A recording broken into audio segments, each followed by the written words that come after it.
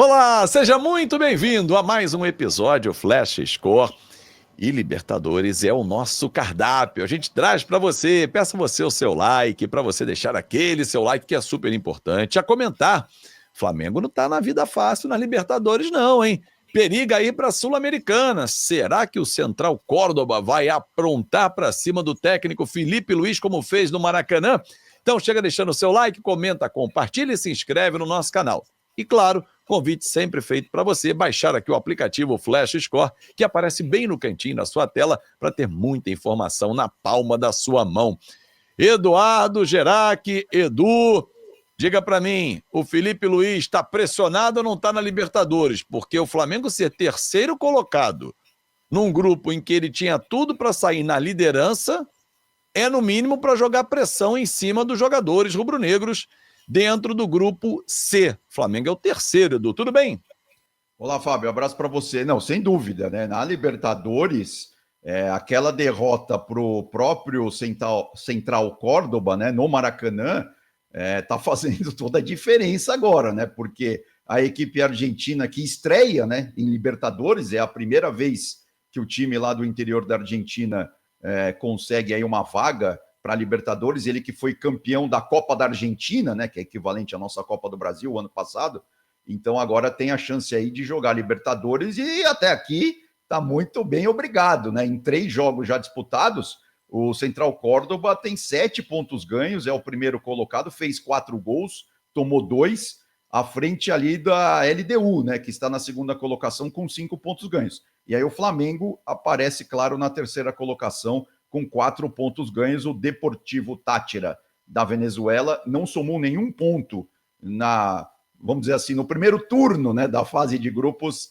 da Copa Libertadores. Agora, o Flamengo, mesmo jogando fora de casa, claro, tem que buscar a vitória, né? Se não quiser ter nenhum susto nas 2 rodadas finais da fase de grupos da Libertadores. E aí, Fábio, tem uma coisa bastante interessante, dá até, claro, guardadas as devidas proporções, né? Não estou aqui comparando o time argentino com o Cruzeiro, mas o Flamengo, que vem de uma derrota, né, no Campeonato Brasileiro, perdeu para o Cruzeiro no Mineirão por 2-1, golzinho ali do Gabigol no finalzinho do jogo de pênalti.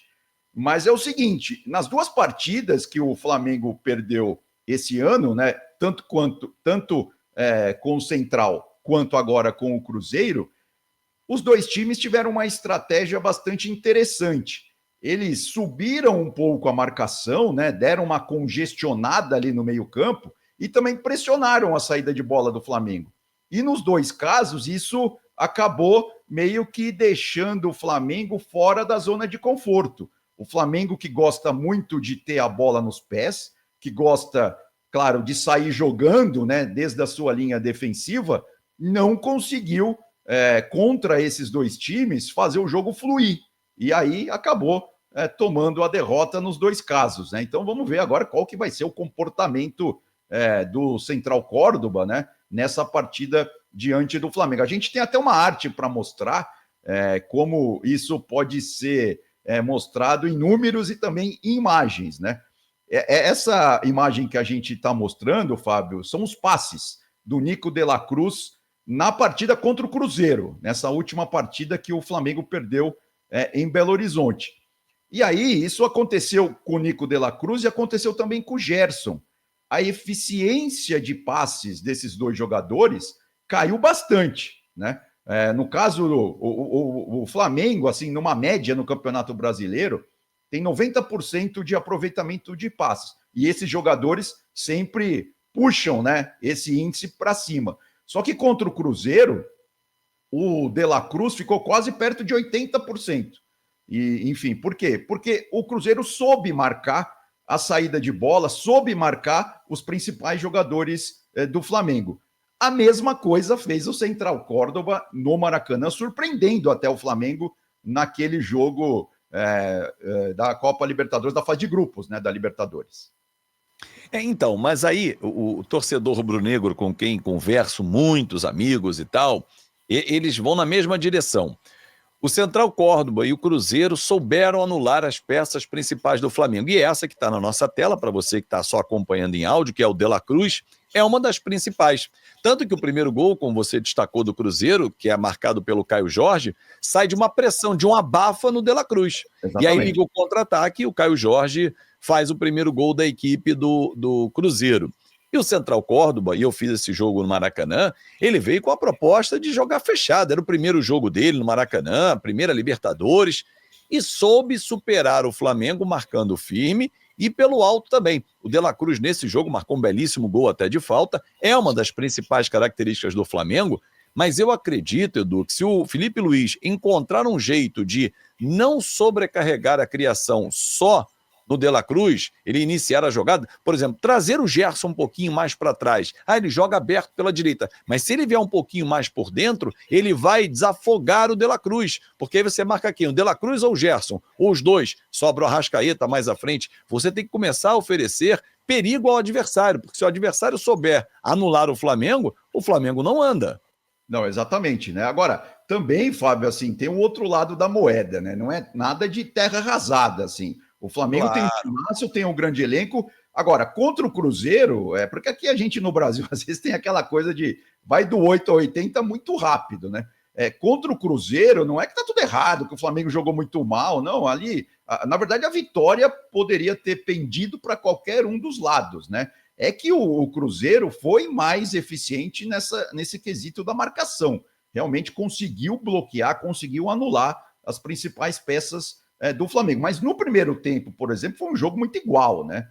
No segundo é que o Flamengo realmente caiu um pouco, o Cruzeiro até empurrado pela sua torcida, né? Precisando, claro, também dar uma resposta para o torcedor. O Cruzeiro que investiu demais, o Cruzeiro conseguiu, claro, ser um pouco melhor e o Caio Jorge também está jogando muita bola, né? Diga-se de passagem.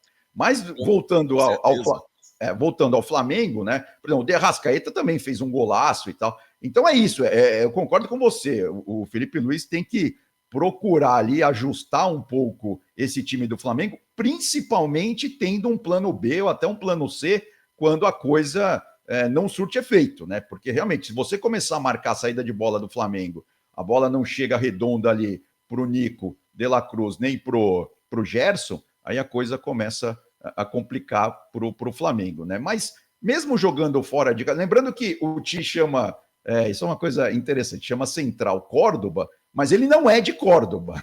O Central é de Santiago del Estero, e onde o Flamengo vai jogar. Na verdade, esse time é um time centenário, ele foi fundado lá em 1919 por operários de uma linha de ferro que existia lá no interior da Argentina. E essa linha de ferro saía de Santiago del Estero e ia até Córdoba. E aí o time ficou conhecido como Central de Córdoba, mas na verdade é porque era a linha, né, que saía de uma cidade, chegava na outra. E uma boa notícia até, sei lá, para o Flamengo, né, para o torcedor flamenguista, é que o Flamengo vai jogar no estádio novíssimo. O estádio foi inaugurado agora há 4 anos.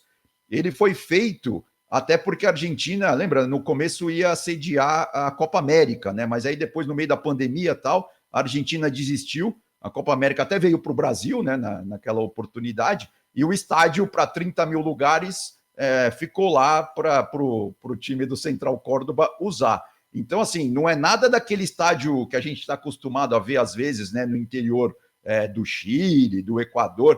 Não é aquele estádio antigo, estádio acanhado, onde a pressão vai ser muito grande, né? Tudo indica que, nesse quesito extracampo, a coisa tende a ser tranquila para o Flamengo, que, eu repito, né, precisa somar aí 3 pontos, o empate, dependendo do outro resultado do grupo, pode não ser tão bom assim para o Flamengo, né? Ele pode continuar fora da zona de classificação. Então, vamos ver se realmente o Mengão consegue vencer o Central Córdoba, né? Afinal de contas, o primeiro jogo, né, foi o único jogo entre eles até aqui e deu o Central. Inclusive, temos até a tela para mostrar, né, depois daquele jogo, com todo direito, claro, né? O Central Córdoba deitou e rolou nas redes sociais, né? E eles chamaram de Maracanazo, né? Santiagueno, né? Que é, claro, fazendo referência à cidade de Santiago. Porque é isso, aí eles estão invictos ainda, né, nessa fase de grupos da Libertadores. São 2 vitórias, né? Um empate, 4 gols marcados e 2 gols tomados apenas, ou seja, nenhuma derrota. E se eu pudesse usar uma hashtag, usaria segue o líder, né? É o líder do grupo. Exatamente. Surpreendentemente, é o líder do grupo. E se o Flamengo não vencer o Central Córdoba, vamos contar com um empate, né? Eu digo não vencer, perder ou empatar. Vamos contar que some 1 ponto. A LDU encara o Deportivo Táchira fora de casa. O Deportivo Táchira, que em 3 jogos, 3 derrotas, fez apenas 1 gol, sofreu 5. Virou o saco de pancada do grupo. O sparring do grupo. Todo mundo vai bater no Deportivo Táchira. Então, se a LDU vencer, que é o que se espera, ela vai a 8 pontos. Exato. Se o Central Córdoba vencer, o Flamengo vai a 10. Aí fica 10, 8 e 4. Mas o Flamengo faz 2 jogos em casa. Ok, um deles é a LDU.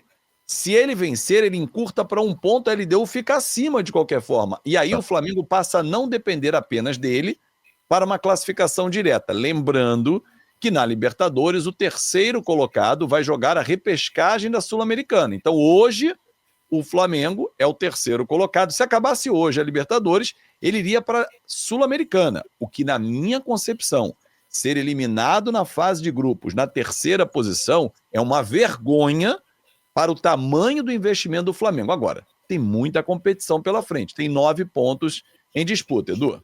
Não, exato, eu concordo plenamente. O Flamengo, na verdade, agora tem que fazer os 9 pontos, né? Com o elenco que tem, com o time que tem, mesmo jogando fora de casa, com todo respeito, claro, o Central Córdoba, como a gente já falou aqui, é um novato em Libertadores, né? É um time que teve uma boa fase lá nos anos 70, depois sucumbiu totalmente, né? Eu digo assim, no cenário argentino, né? Nunca foi um time de destaque, e agora faz uns 3, 4 anos que o time começou a se reestruturar, né? Já foi vice-campeão da Copa da Argentina alguns anos atrás, e agora, o ano passado, conseguiu realmente vencer a Copa da Argentina. Então, assim, você tendo o Central Córdoba, com todo respeito, e o Deportivo Táchira no grupo, não dá para o Flamengo ficar de fora, sem dúvida. Tendo 2 vagas, né, para o mata-mata, não dá realmente para pensar em ser desclassificado da Libertadores tão cedo. É o que a gente espera, né, Edu? Que o Flamengo realmente, com uma força que tem, porque ele, quando começa a competição como essa, ele é tido como um dos favoritos. Não fique pelo caminho, até para a gente ter muitas transmissões para fazer com o Flamengo, porque mexe com a torcida do Flamengo, com os adversários. Mas é legal pra caramba também a zoação, os memes que já ficam prontos ali para... Acabou, perdeu, disparam os memes ali e a zoação faz parte também. Edu, um grande abraço para você, até a próxima, amigo. Valeu, Fábio, até mais, viu? Abração aí. Valeu, muito obrigado a você pelo seu carinho, pela sua audiência, deixou o seu like, curtiu, claro, comentou, compartilhou, se inscreveu no canal Flash Score BR no YouTube. Muito obrigado. E não esquece, hein? Olha o presente que a gente deixa para você, QR Code. Escaneou aqui com o seu celular, QR Code 0800 para você ter informação na palma da sua mão. É o aplicativo Flash Score, porque Copa Libertadores é aqui na Flash Score. Tchau, tchau.